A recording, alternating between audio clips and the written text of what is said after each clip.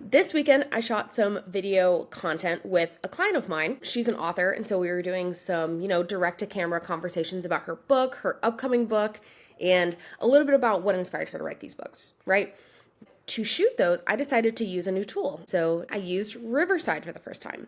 I've heard a lot of great things from Riverside and haven't really had an opportunity to use it yet because I've been using their competitor, Descript, for 2 years. It feels like I've been using them forever because I love that tool so much. One of the things I wanted to find out when I was going to test this tool was, is it easier to record in? Because I don't love the experience of recording in Descript. It feels a little clunky. And two, does it reach the hype of all the podcasters and video editors that I have heard rave about it? Here is what I found.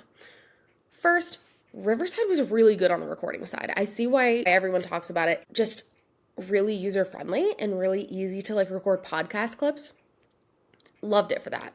When I went in, I feel like the visual quality of the video was really higher than what I'm seeing with Descript. And I think a lot of the user interface was much cleaner and I guess kind of less intimidating. It doesn't feel so much as a video editing tool that has all of these gadgets and gizmos. It feels very much like, here's how you press play, here's how you record, here's how you end the call. Felt very simple, which I appreciated because it's a new tool and I don't want to have to learn the tool to figure out how to record, right? So that was a pro. A con, I lost some video footage. I recorded 10, 12 clips, 5 to 10 minutes piece, and I lost 2 of them. I still have the audio files because I had an external audio going, but it's really upsetting when that happens. So whenever you record, you kind of know that it's just one of those things that happens.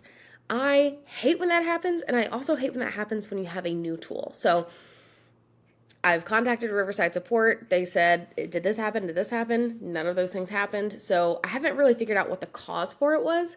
So we'll see, and if I continue to have that problem, I might revisit it. But overall, I might just chalk it up to user error. Third, when it comes to automated captions, I really like the differences between the two. So a lot of the work that I do is branding oriented, right? So I'm using certain fonts, I'm using specific hex codes for branding colors.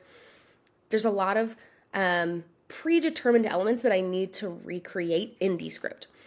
Descript is amazing for that, and I really love using that tool for that. Riverside, I feel like, is much easier if you are trying to mimic somebody else's look. What I mean by that is if you have a style on YouTube that you are going for, or a style on Instagram that you're going for, there's a lot more templates in Riverside, and then you just click them, and then it automatically changes everything about that to match that style. Descript is not as templatized. If you want something that's really quick and easy to implement, I would say go with Riverside on the caption side of things.